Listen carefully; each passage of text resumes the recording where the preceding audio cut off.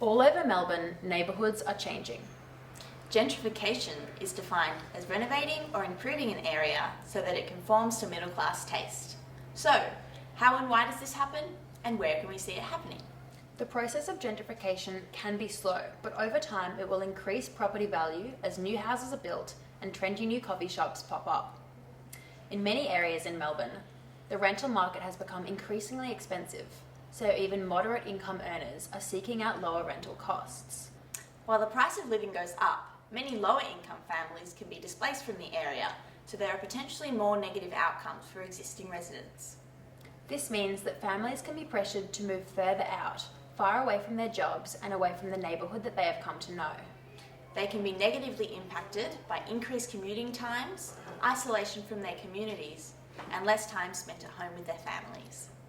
Even residents that have been able to stay in neighbourhoods as they become gentrified can face issues such as a reduced sense of belonging, as the area conforms and adapts to the needs and the desires of the new residents.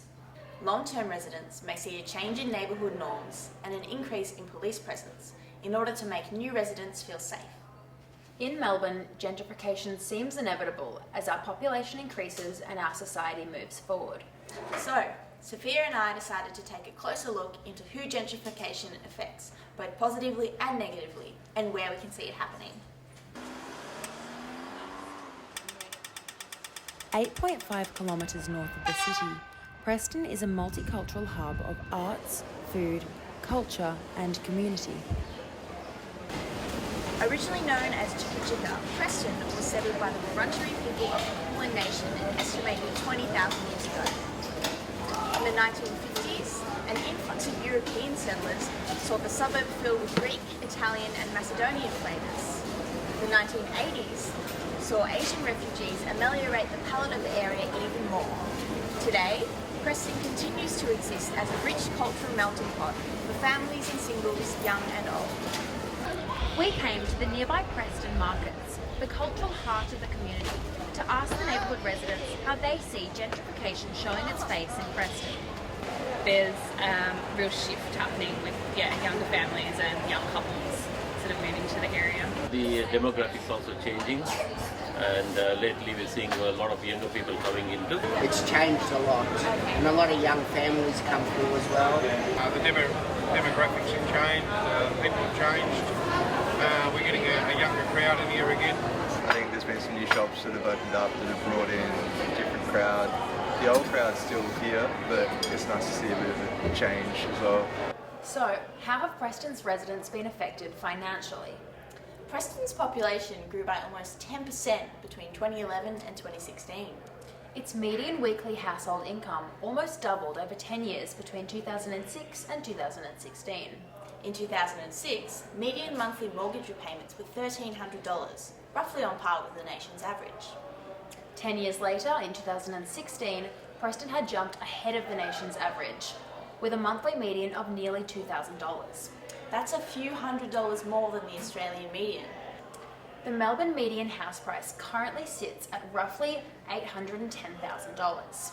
Whereas the Preston median house price is $890,000. For rent, Preston's median weekly price was also almost double.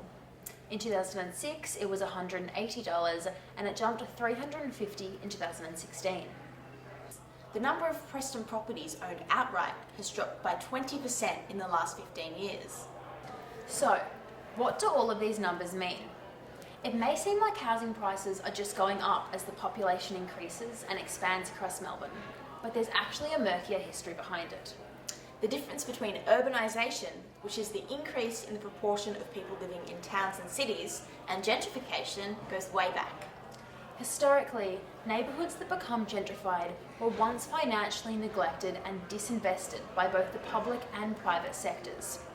These neighbourhoods are commonly disproportionately occupied by poorer people, immigrants and lower income families. When higher income families move to these areas, it's usually to capitalise on lower rental costs. In doing so, the property prices will inflate and the fundamental feel of the area will be altered. Do you think that Preston is an area that you would like to live in? Yes, if I had the money. Yeah, I mean Preston, yeah, of course, Preston become very expensive.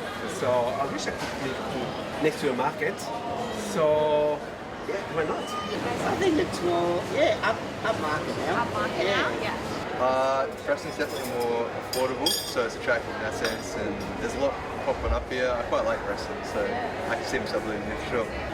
Well, it's really quite comparable to where we were before this around Melbourne, so I wouldn't say Preston's expensive by any means. I think it's still sort of within reach of people both renting and looking to buy.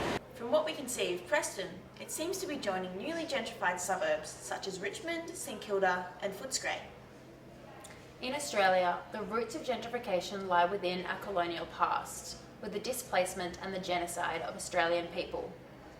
To observe this, we can take a look at Australian coastal town Byron Bay.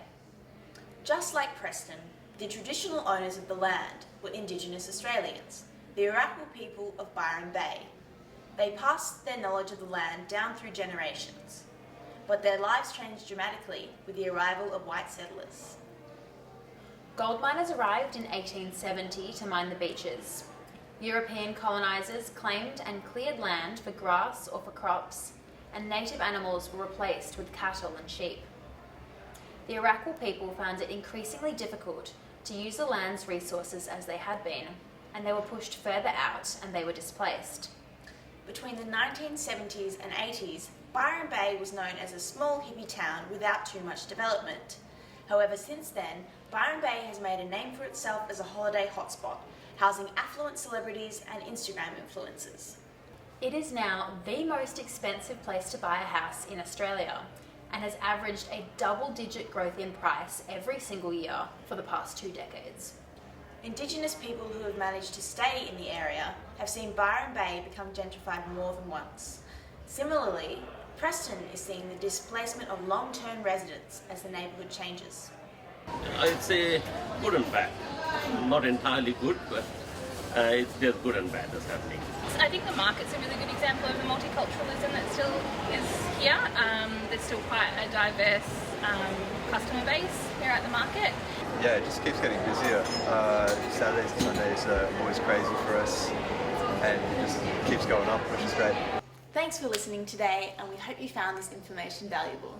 You might now be able to observe what's happening in your community with more knowledge. I'm Sophia Barrett.